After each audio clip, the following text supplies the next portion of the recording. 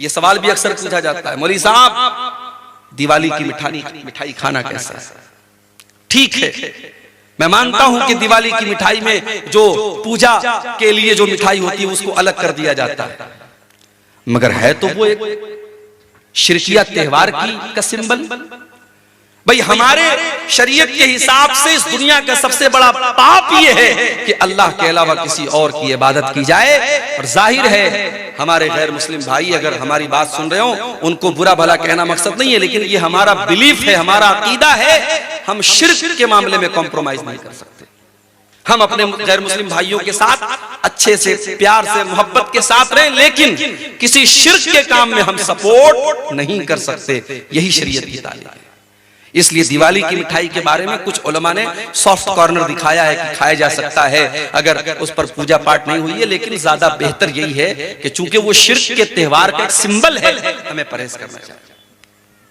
तो ये दूसरी चीज हो गई। पहली चीज क्या थी?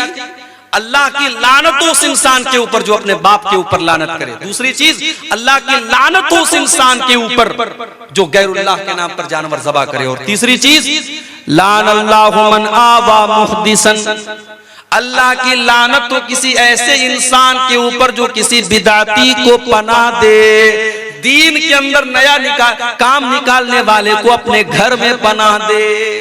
जब घर में पनाह नहीं दे सकते, मोबाइल में कैसे पनाह दे सकते?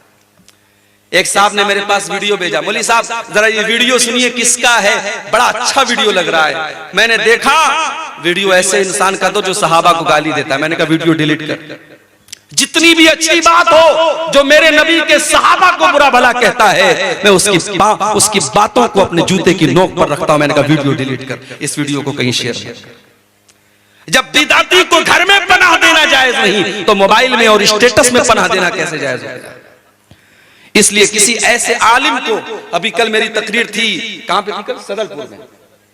वहां कलकत्ता से एक साहब तकरीर करने के लिए आए थे, मौजू रिवायत, मनगढ़ंत रिवायत बयान कर रहे हैं। मैंने तकरीर में कहा अहले हदीस के स्टेज पर ऐसे लोगों को मत बुलाओ मेरे भाई। क्या हो गया है हमारी कौम को? अभी एक जलसे में मैंने सुना ऐसे मुकर्रिर को बुलाया जा रहा है जिसके बाकायदा यूट्यूब के ऊपर भजन मौजूद है, जो गैरुल्लाह के लिए भजन गाता है और गैरुल्लाह के लिए जो है अल्लाह के अलावा दूसरों की तारीफ में वो लंबे लंबे कसीदे पढ़ता है और कुफरिया बातें करता है। उसको आज हमारी जमात अहले हदीस के और शेरशाबादी के स्टेज पर बुलाया जाता है। ये शर्म की बात नहीं मेरे भाई। अकीदा भी कोई चीज होती है, ईमान भी कोई चीज होती है। हमारे स्टेज का एक वकार है, एक सम्मान है, एक डिग्निटी है, एक पहचान है, एक आइडेंटिटी है। उसको बर्बाद मत करो मेरे भाई।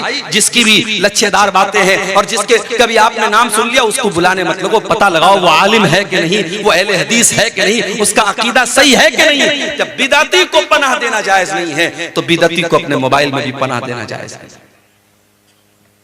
चौथी चीज वलानल्लाहु मन गय्यर मनारल अर्ज़ी, और अल्लाह ताला की लानत उस इंसान के ऊपर जो जमीन के निशानों को मिटा दे, जो अपने खेत के निशान को मिटा करके पड़ोसी के खेत पर नाजायज कब्जा कर ले, अपनी जमीन के कागजात में हेर फेर करके अपने भाई की जमीन पर नाजायज कब्जा कर ले, जमीन के निशानात को मिटा ले, उस इंसान के ऊपर अल्लाह की लानत हो।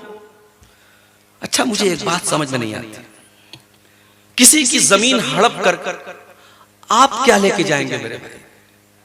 मान लो आपने किसी की जमीन नाजायज तरीके से हड़प ली, आपको तो जाना है 2 गज जमीन में ना, उससे ज्यादा तो नहीं मिलेगी आपको। अब वो जमीन आपकी औलाद, आपके बच्चे फायदा उठाएंगे, आप खुद भी गुनहगार हुए, आपके बच्चे भी गुनहगार होंगे, और आपको मिलने वाली भी चीज नहीं है, आप तो कब्र ही में जाएंगे। ऐसी जमीन जायदाद के लालच का क्या करना है मेरे भाई? इसीलिए अल्लाह के नबी फरमाते हैं, मैं एक इंसान हूं, मेरे पास लोग जमीनों जायदाद का मसला लेकर के आते, हो सकता है कि किसी की चिकनी चुपड़ी बात को सुन करके मैं उसके हक में फैसला कर दूं। ऐ मेरे साहबा कान खोल करके सुन लो, अगर मैंने गलत फैसला कर दिया और जो हकदार नहीं था उसको जमीन, उसको मैंने दूसरे की जमीन दे दी, तो कान खोल करके सुन लो, फ़इन्नमा अक़तउ लहू क़ितअतम मिनन नार, मैं जमीन का टुकड़ा नहीं दे रहा हूं, मैं जहन्नम की आग का टुकड़ा दे रहा हूं। इसलिए वो जमीन लेने वाला कान खोल करके सुन ले। मेरे भाइयों, सब ठाट पड़ा रह जाएगा जब लाद चलेगा बंजारा, किसी की जमीन जायदाद नाजायज तरीके से मत हड़पो। आज अफसोस की बात है, कचहरियों में, अदालतों में सबसे ज्यादा केस अगर मिलेगा मुसलमान का मिलेगा।